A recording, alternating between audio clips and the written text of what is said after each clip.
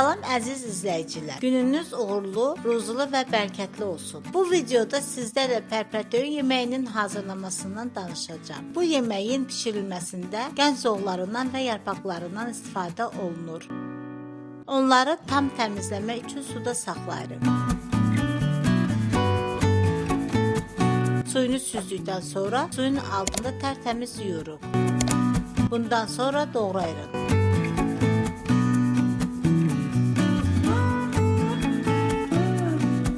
Qazana doldurub, üzərinə yarım çay qaşığı qədər duz və su əlavə edib ocağın üzərinə qoyuruq.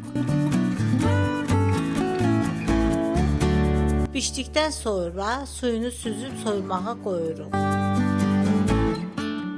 2 ədəd soğanı doğrayıb, duz əlavə edib qızardırıq.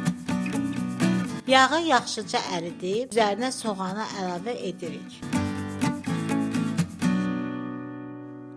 Qovrulana yaxın üzərinə pərpətöyünü əlavə edib yaxşıca qarışdırırıq.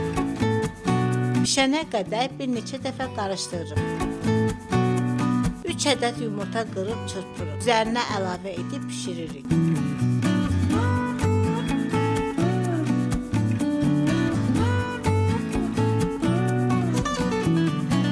Və budur, yeməyimiz hazırdır. Ocağı söndürüb servis edirik.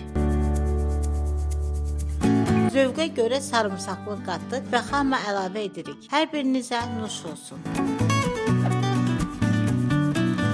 Videonu bəyəndinizsə bəyənməyi və kanalıma abunə olmağı unutmayın. Suallarınızı və fikirlərinizi şərhdə yazın.